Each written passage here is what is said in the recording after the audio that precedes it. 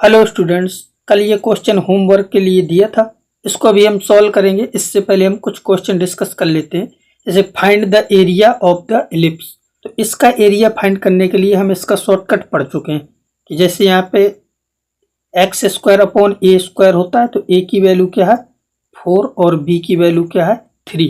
यानी कि B square equal to 9 है तो 3 आएगा, ए स्क्वायर इक्वल टू 16 है तो 4 आ जाएगा। तो इसका जो एरिया होता है वो होता है पाई ए बी। तो पाई और ए की जगह कितना है 4 और बी की जगह है 3, तो यहाँ से कितना आ जाएगा 12 पाई, ठीक है, स्क्वायर यूनिट। ये आपका एरिया हो जाएगा। इसी प्रकार अगर ये कोई शिफ्टेड एलिप्स है, जैसे कि इसका सेंटर इस बार 2 और 3 है, यहाँ पे सेंटर क्या है 2 और 3, तो भी इस पे ये शॉर्टकट वैलिड है। यानी कि अभी भी जो इसका एरिया होगा वो पाई ए बी ही होगा। ए क्या है 4 और बी है 3, यानी कि 12 पाई स्क्वायर यूनिट ही आएगा एरिया। शिफ्टेड एलिप्स हो या ऐसा एलिप्स हो, दोनों के लिए एरिया चेंज नहीं होता। ये हमने पहले भी पढ़ा था कि एरिया जो होता है वो ओरिएंटेशन पे डिपेंड नहीं करता। अब इसके बाद ये होमवर्क वाला क्वेश्चन करते हैं।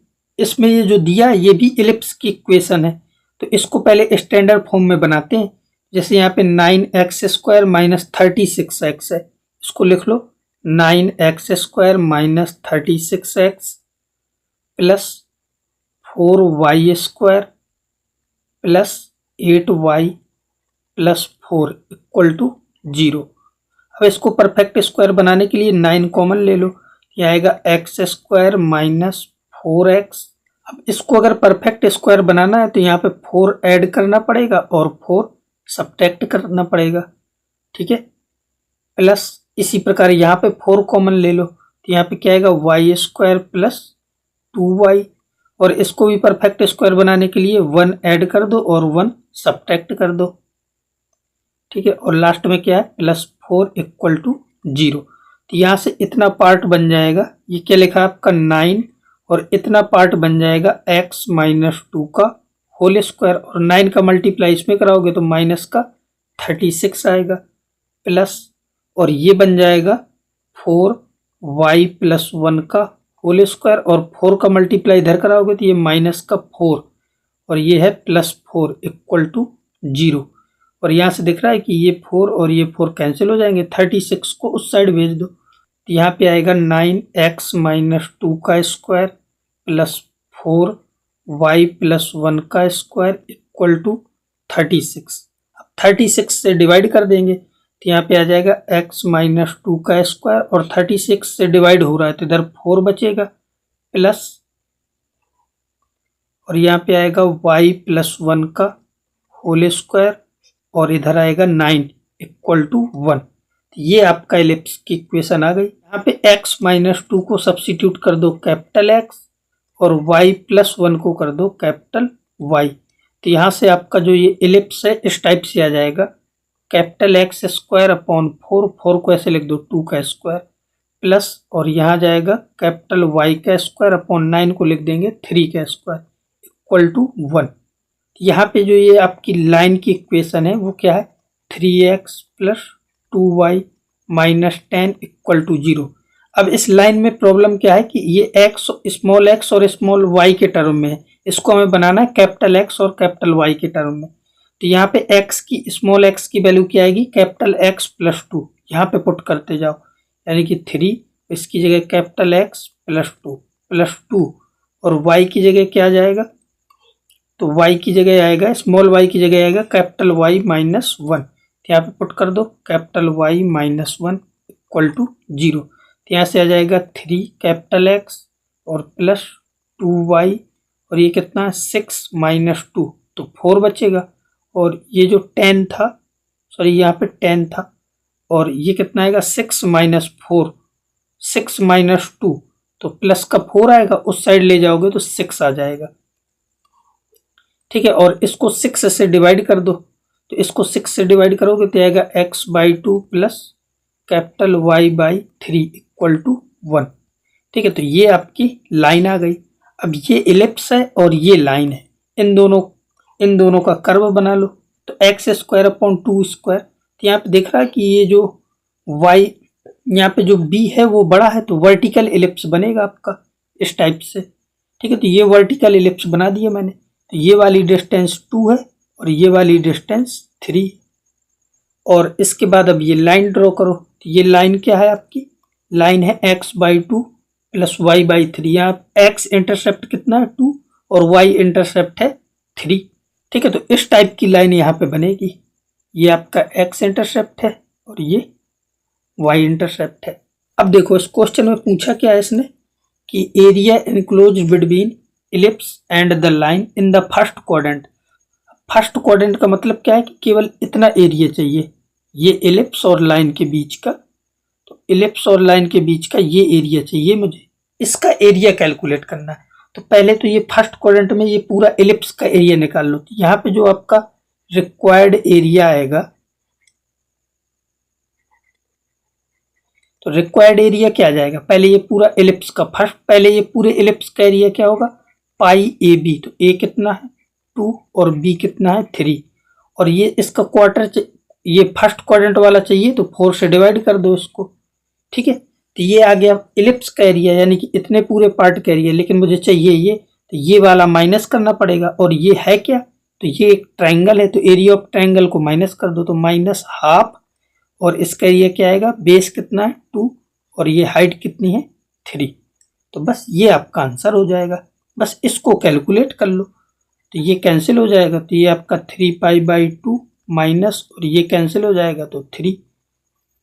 तो बस यहाँ से आंसर आ जाएगा 3π - 6/2, बस स्क्वायर यूनिट। ठीक है, तो अब इस क्वेश्चन के बाद ये अगला है area under the curve y = ln x from x = 0 to x = 1। यहाँ पे एग्जाम्पल है, लेकिन इसको भी आपको याद रखना, ये भी आपका एक टाइप से शॉर्टकट ही है। तो x = 0 और 1 ये पॉइंट होता है, तो ये वाला एरिया फाइंड करना है मुझे। तो ये जो आपका एरिया होता है ये होता है 1। ठीक है, इसको डायरेक्ट याद रखना है। ठीक है, और ये आता कैसे है, तो इसको आप चाहो तो इंटीग्रेट कर लो, integration 0 to 1 ln x dx, इसको इंटीग्रेट कर लो। और इसका इंटीग्रेशन अभी मैंने लिखाया भी था, ये क्या होता है x ln x/e, और लिमिट पुट कर दो 0 to 1। तो यहाँ से क्या आ जाएगा, जब 1 पुट करोगे तो ये आएगा ln 1/e, 0 पुट करोगे तो 0 हो जाएगा। ln 1/e का मतलब क्या है, -1। तो इस डिफरेंट इंटीग्रल का वैल्यू जो होता है वो आता है -1। लेकिन जब हम एरिया की बात करेंगे तो वो +1 आएगा, क्योंकि मोड ले लेंगे इसका। ठीक है, तो इसको याद रखना है। और देखो इसके बेस पे क्वेश्चन आ कैसा चुका है, तो इस टाइप का ये जो क्वेश्चन है आपका मेंस 2016 के क्वेश्चन है ये दोनों। तो जैसे इसमें y = क्या है, log y = ln mod x है। तो जो ln x का ग्राफ होगा आपका, देखो y = ln x आपका इस टाइप का होगा। ठीक है, ये ln x का ग्राफ है, लेकिन जब मैं मोड ले लूंगा तो ये y एक्सिस में इसका रिफ्लेक्शन आ जाएगा। ठीक है, तो रिफ्लेक्शन लोगे तो ये ऐसा बनेगा। तो ये हो गया आपका y = ln mod x का। और इसमें एरिया यही वाला फाइंड करना है, ये एरिया। ठीक है, तो अगर ये वाला एरिया फाइंड करना है तो ये एरिया आपको अभी बताया कि इतना पार्ट कितना होता है 1, और इस साइड का भी कितना हो जाएगा 1। तो 1 और 1 आंसर क्या आ जाएगा आपका 2। ठीक है, तो पहले पार्ट का आंसर कितना हो गया 2। और ये जो सेकंड पार्ट है इसी में ये जो कर्व है इसी का फिर से मोड ले लिया गया है। तो इसमें क्या है कि ये जो log mod x है इसका भी मोड ले लिया गया है। तो जो x एक्सिस के नीचे का कर्व है वो ऊपर पहुंच जाएगा। तो जो आपका सेकंड कर्व बनेगा वो इस टाइप का बनेगा।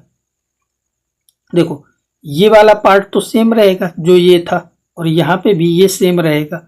ठीक है, और ये जो नीचे वाला पार्ट था ये आपका ऊपर पहुंच जाएगा इस टाइप से। अब हमें फिर से यही एरिया फाइंड करना है। तो इसमें कोई फर्क थोड़ी पड़ा, ये तो हम पहले भी पढ़ चुके हैं ना कि एरिया जो है वो ओरिएंटेशन पर डिपेंड करता ही नहीं है। तो इससे कोई मतलब ही नहीं हुआ, यही एरिया जो नीचे था यही ऊपर है।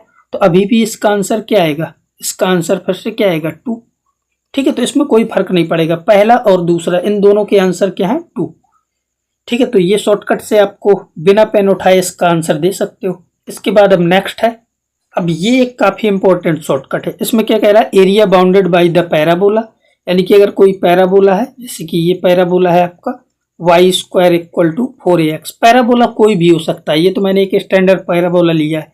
और ये जो लाइन है ये क्या है y = mx, ठीक है। तो एक लाइन हो और एक पैराबोला हो, बस इसमें ये याद रखना है कि ये जो लाइन हो ये पैराबोला को कट करेगी इसके वर्टेक्स पे। पैराबोला कहीं पे भी हो सकता है, ठीक है। अगर उसके वर्टेक्स पे कट करती है तो ये फॉर्मूला होता है। इसको बिना इंटीग्रेट किए डायरेक्ट ये याद रखो 8a² / 3m³, ठीक है। लेकिन इसको इस फॉर्म में भी याद ना करो, जैसे कि हमने वहां पे भी किया था कि इसको इस वाली फॉर्म में ना याद करके हम एक अच्छी फॉर्म बनाते हैं जिससे हमें ये भूलेगा भी नहीं। तो ये जो आपका लिखा है ना 8a² / 3m³, इसमें 2 से मल्टीप्लाई और 2 से डिवाइड करा दो तो ऊपर हो जाएगा 16a², नीचे आ जाएगा 6m³।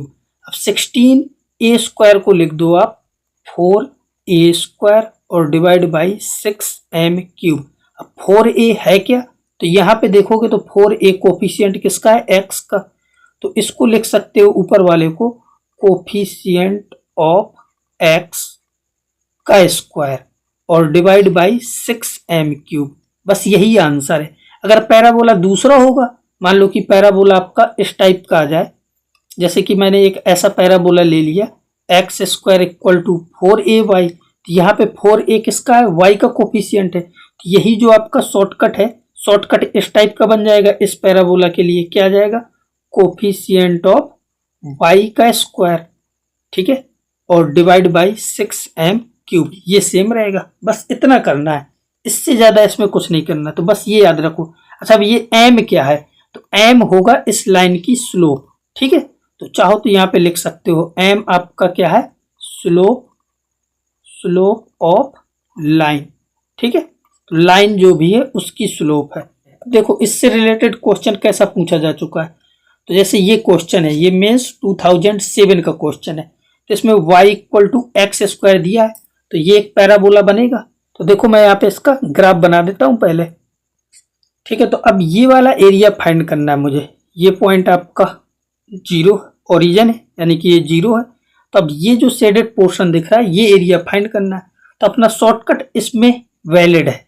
शॉर्टकट क्या है कि ये वाला लाइन, अच्छा ये एरिया मुझे दिख रहा है कि ये सिमेट्रिक है, तो किसी एक साइड का एरिया निकाल के और उसको डबल कर दो, तो डबल कर देंगे और एक साइड का एरिया निकाल लेंगे। अब इस साइड का एरिया निकालने के लिए हमें वही केस दिख जाएगा कि ये पैराबोला और ये लाइन की स्लोप क्या है, 1, क्योंकि ये y = x लाइन है तो इसकी स्लोप 1 होगी, ठीक है। तो इसकी स्लोप भी मुझे पता चल गई। अब ऊपर क्या होता है, कोफिशिएंट ऑफ x या y जिसमें दिया हो, तो यहाँ पे x² है तो y का कोफिशिएंट देखेंगे, तो y का कोफिशिएंट क्या है, 1, तो कोफिशिएंट ऑफ y उसका स्क्वायर और डिवाइड बाई क्या होता है 6m³। m क्या है, 1, तो 1 का क्यूब, ठीक है। अब ये जो भी है ये आपका आंसर आ जाएगा। तो यहाँ से देख रहा है कि 1/3 आपका फाइनली आंसर है। ये आपका मेंस 2007 का क्वेश्चन है, लेकिन इसका आंसर देखो कितनी आसानी से आ गया। बस हमें ये शॉर्टकट याद रखना है जो मैंने यहाँ पे लिखाया। आप ये फॉर्मेट भी याद न रखो, आप तो सीधे ये याद रखो जो मैंने यहाँ पे बताया।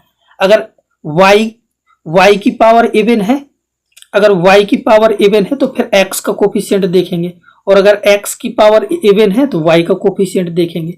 मतलब y और x जो भी मिल जाए सिंगल, उनका कोफिशिएंट लिखना और उसका स्क्वायर ऊपर आएगा और नीचे आएगा 6m³। m आपकी स्लोप है, ठीक है। तो ये शॉर्टकट मेथड हो गया।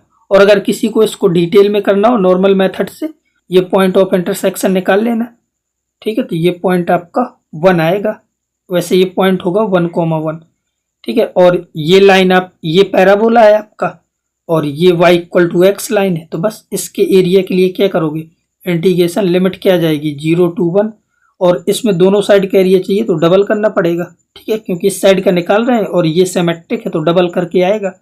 और फिर अपर कर्व कौन है, लाइन y = x, तो y की जगह क्या जाएगा x, फिर upper curve minus lower curve, ये पैराबोला है। पैराबोला क्या है, y = x², तो यहाँ x² लिख दो इंटू dx।